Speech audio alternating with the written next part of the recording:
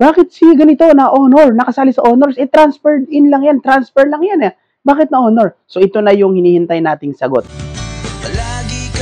Maestro Bino Lessons. So wala nang chance yung estudyante na ito na ma-honor kung siya ay malelate nang hihigit pa sa 2 linggo, starting from the day of enrollment. For example, the date of enrollment is June 1, and then nag-enroll siya, dumating siya June 15, lampas na sa 2 weeks. So ito ay ground upang siya ay ma-disqualified na makasama sa mga honors. Alright.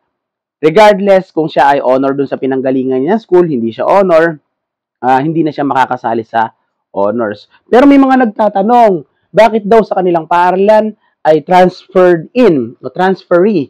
Okay, na late na. Okay, for example, 1 month na, 2 months. Pero nakasali pa rin sa honors. Bakit nangyayari yung ganito? Lalong-lalo na yung mga subscribers natin na may mga nagtatanong na bakit may ganito. Okay, sasabihin ko lang sa inyo, karamihan nangyayari ito sa mga private schools. So, sila ay nagbibigay ng remedial classes. Okay, mayroong remedial classes para sa mga estudyanteng ito. May mga examination upang nasa ganun makumpleto nila yung school year.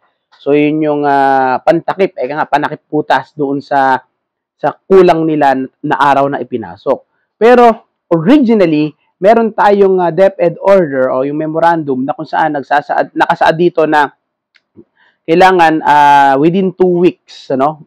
Sa padadaliin lang natin, within 2 weeks makapag-enroll yung estudyante upang nang sa ganon siya ay maging qualified na makasali sa honors. So yun yung ating pagkaunawa dun sa DepEd memo na yon or sa DepEd order na yon.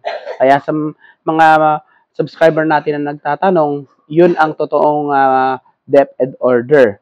Kaya kung kayo ay magrereklamo or kung kayo ay magtatanong, wag naman magrereklamo. Kung kayo ay magtatanong, so, yun, meron bang binigay na remedial classes, remedial teaching? May evidence ba na yung isang estudyante ay nakapag-take upang nang sa ganon ay makumpleto niya yung school year at nang makapasok siya sa honor circle or sa honors? So, lilinawin lang natin yung bagay na yan. Kasi marami talagang kasong ganyan eh. Sir, bakit siya transferred in na honor pa? Ayan, mga ganyan. Maestro Bino Lessons.